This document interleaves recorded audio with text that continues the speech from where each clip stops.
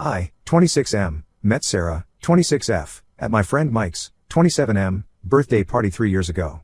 Mike's girlfriend Ashley, 26F, had invited Sarah since they worked together at the time. I wasn't planning to go to the party that night because I had a big project deadline coming up at work, but Mike insisted, saying I was working too much and needed to socialize. I'm glad he did because that's how I met the love of my life. Sarah and I clicked instantly. We spent the whole night talking about everything from our shared love of true crime documentaries to our similar experiences growing up as only children. She had just moved to Seattle from Boston for her new job in marketing, and I offered to show her around the city. One coffee date turned into dinner, which turned into weekend trips exploring Washington state, and before we knew it, we were inseparable. 6 months into our relationship, my lease was ending, and Sarah was struggling with her roommate situation. Her roommate Kate, 25F, had started dating this guy who practically lived at their apartment without contributing to rent or utilities. Sarah was uncomfortable with the situation, especially since the guy would often walk around in his underwear even when Sarah was home. When I suggested moving in together, it just made sense. We found a nice apartment in downtown Seattle, close to both our workplaces. The rent was a bit high, but we managed by splitting everything equally. Sarah's parents Thomas, 52 meters, and Linda, 50F, weren't too happy about us moving in together so soon, but they came around when they met me and saw how happy Sarah was. The problem started about 2 months after we moved in. Sarah works as a marketing executive at a large tech company, and her position often requires her to stay late for client meetings or project deadlines. The first incident happened when she was walking home from the bus stop around 8 p.m. A guy started following her, making explicit comments about her appearance. She called me immediately, and I ran down to meet her, but the guy had already disappeared. After that, similar incidents started happening more frequently. Sometimes it was just catcalling, but other times men would follow her for blocks, trying to get her number or asking where she lived. We filed several police reports, but they always said the same thing: without evidence of a direct threat, there wasn't much they could do. Sarah's sister Emma, 24F, suggested she change her route home or take Ubers instead of the bus, but that wasn't financially feasible with Seattle's ride-share prices. Plus, why should Sarah have to change her entire routine because some men can't behave decently? She's worked hard to get where she is in her career, and I hate seeing her have to make compromises because of these creeps. I started picking her up whenever she had to work late, but last week I had to attend a mandatory work conference in Portland. Sarah insisted she would be fine taking the bus since it was still light out when she left work. I was hesitant but didn't want to be overprotective. That's something we've discussed before, finding the balance between keeping her safe and not controlling her life. Around 7 p.m., I was in the middle of a presentation when my phone started buzzing. I stepped out to take the call and heard Sarah crying hysterically. A drunk man had started following her from the bus stop, screaming incoherently about Trump and threatening to kill himself. He followed her all the way to our apartment building, getting more aggressive with each step. When Sarah tried to close the lobby door, he stuck his foot in to prevent it from closing. She managed to squeeze through and run to our apartment, but she could hear him screaming and banging on the lobby door. Sarah called 911, but they said it would be at least 20 minutes before a patrol car could arrive. She was trapped in our apartment, terrified that the man might somehow get into the building. She could hear him outside, alternating between screaming threats and crying about how women always reject him. She called her sister Emma, who lives about 15 minutes away. Emma came over with her boyfriend Mark, 27 meters, but by then the man had disappeared. The police finally arrived almost an hour after Sarah's initial call, did a quick drive around the block, and said they couldn't do anything since the man was gone. I left the conference immediately and drove back to Seattle, breaking several speed limits on the way. When I got home, Sarah was still shaking. Emma told me the guy had come back twice while they were there. The first time, Mark confronted him, and he ran away. The second time, they called the police again, but once again, he was gone before they arrived. Now Sarah is completely traumatized. She's taken a week off work because she can't handle the thought of taking the bus or walking anywhere alone. Her boss James, 45 meters, has been understanding and allowed her to work from home, but he mentioned this can't be a permanent arrangement as her role requires some face-to-face client interaction. I've looked into different solutions, but nothing seems feasible right now. Moving to a safer neighborhood would mean breaking our lease and losing our security deposit, plus we'd have to pay for moving expenses. We spent a lot of money renovating this place, new appliances, fresh paint, and custom shelving that we can't take with us. Sarah's parents offered to help financially, but they already helped us with a car down payment last year, and I don't want to take advantage of their generosity. I've installed security cameras, added extra locks to our doors and windows, and even got motion sensor lights for our balcony. But Sarah still doesn't feel safe. She has nightmares about being chased and wakes up crying multiple times a night. She's started checking our apartment obsessively before going to bed, making sure every window is locked 3 or 4 times. I've adjusted my work schedule to be available to drive her places, but my boss Kevin, 38 meters, is getting frustrated. He's made several comments about me needing to sort out my personal life and focus on work. I'm worried about my job security, but I'm more worried about Sarah's safety and mental health. My friend Jake, 28 meters, suggested getting her a gun for protection, but that's not an option. Sarah lost her cousin to gun violence 5 years ago and hasn't been able to be around firearms since then. I've ordered pepper spray and a personal alarm, but after seeing how aggressive that drunk man was, I'm not confident these would be enough to stop someone who's really determined to hurt her. I feel completely useless. The police won't help, moving isn't immediately possible, and I can't be with her 24/7. How do I help her feel safe again? What can I do to protect her better? Any advice would be appreciated. Update 1 First, I want to thank everyone who commented on my original post.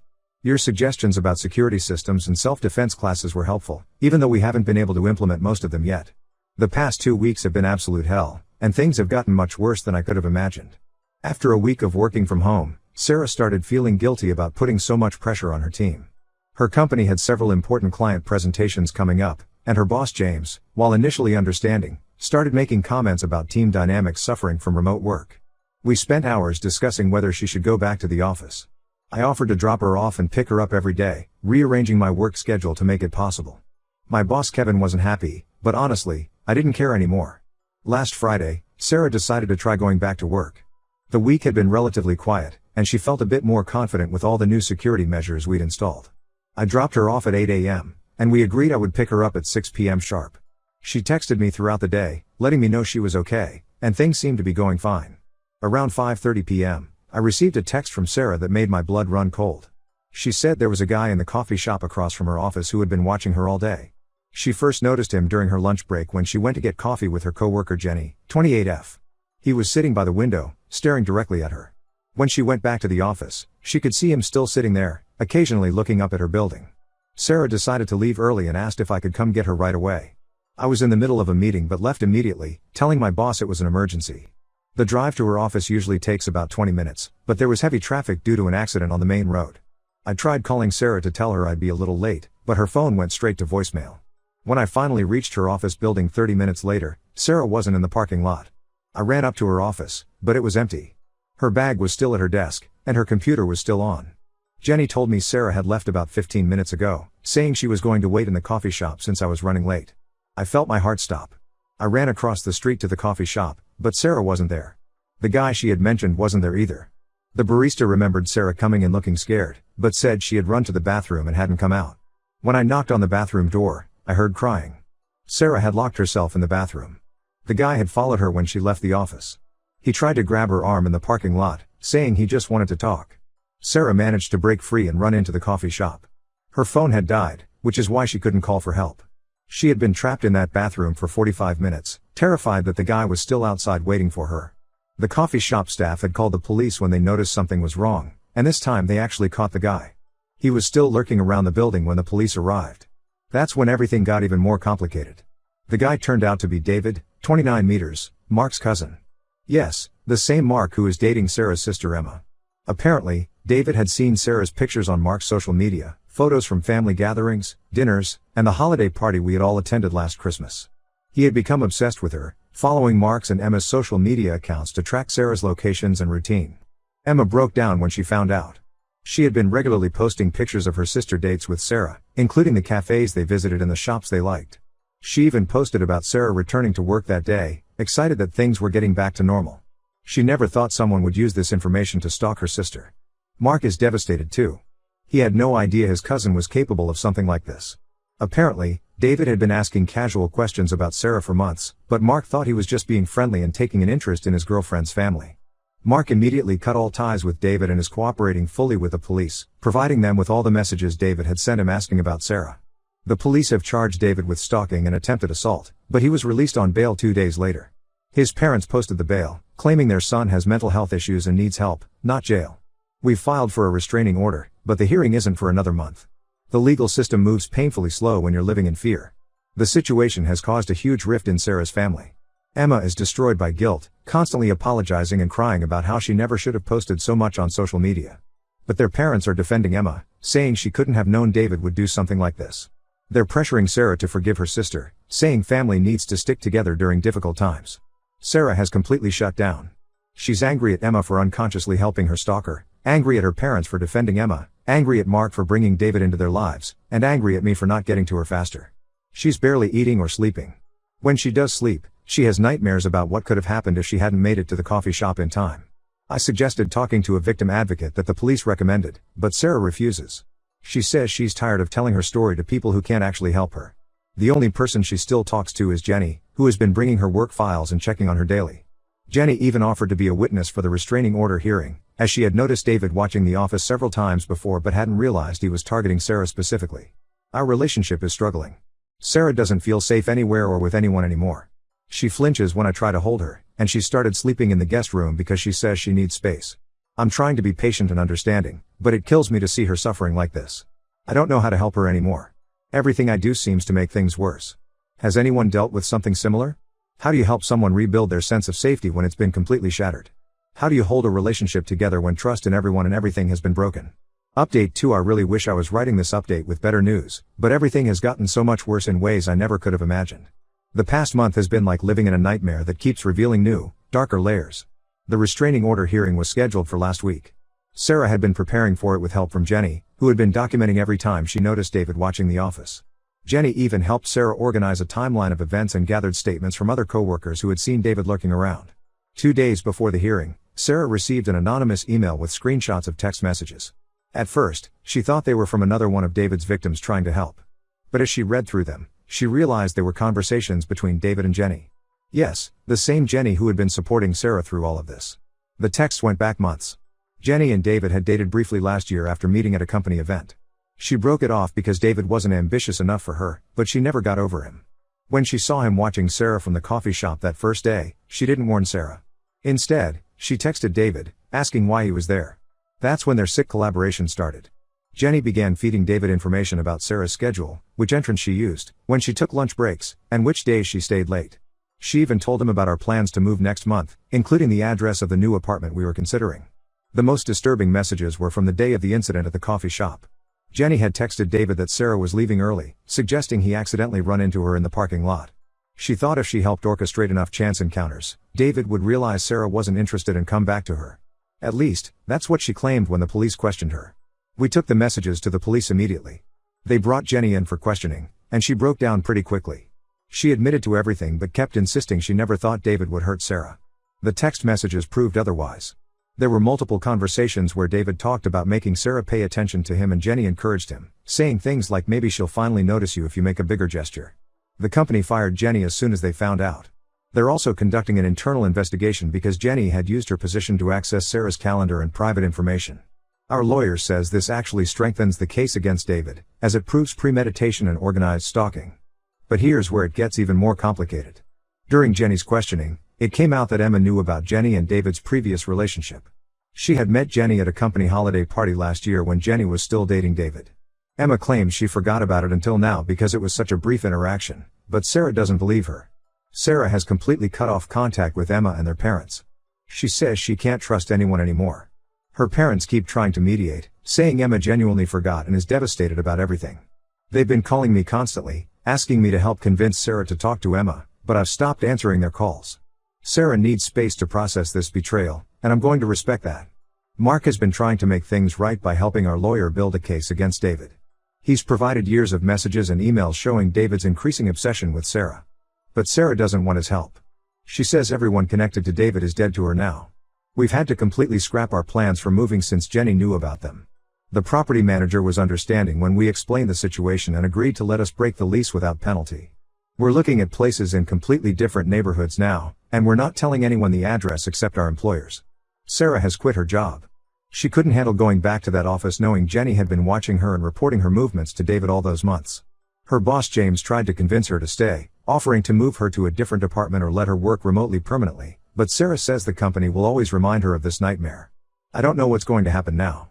The legal proceedings are ongoing. Both David and Jenny are facing stalking charges, and Jenny is also being charged with conspiracy and misuse of private information. Our lawyer says the case is strong, especially with the text messages as evidence, but court dates keep getting delayed because David's family hired some hotshot defense attorney who keeps filing motions. The only silver lining, if you can call it that, is that Sarah has started sleeping in our bedroom again. She says I'm the only person she trusts now. I just hope that trust is enough to help us get through this and rebuild our lives. Update 3. This will probably be my final update. I'm writing this from our new apartment in Portland, where we moved 3 weeks ago. A lot has happened since my last post, and I want to provide closure to everyone who has been following our story and offering support. The legal proceedings against David and Jenny are still ongoing, but there have been some developments. Jenny accepted a plea deal and agreed to testify against David. She's facing 18 months of probation and mandatory counseling. David's family is still fighting the charges, claiming he has mental health issues and needs treatment, not punishment. The trial is set for next month, but our lawyer says it could take up to a year for everything to be resolved. The decision to move to Portland wasn't easy.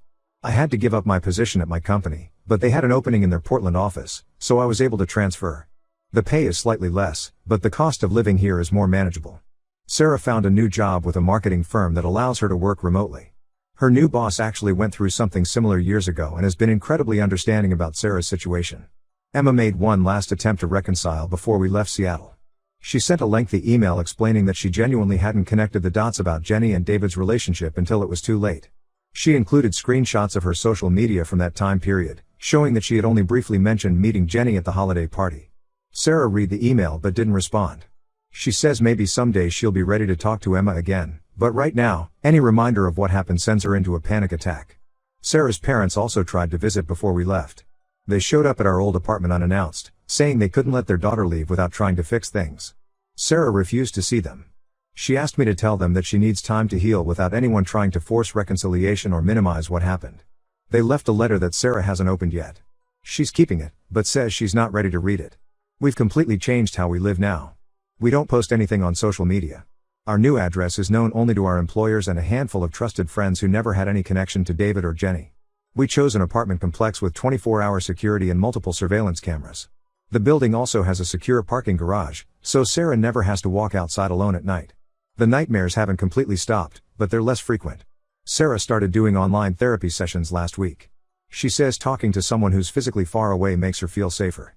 She's also joined an online support group for stalking survivors, which seems to be helping her process everything.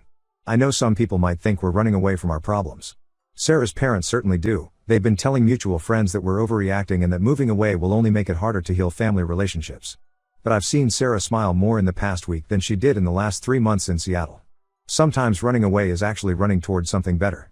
We're slowly building a new life here. We've met some neighbors who invited us to their game night, and Sarah is considering going. It would be her first social event since everything happened.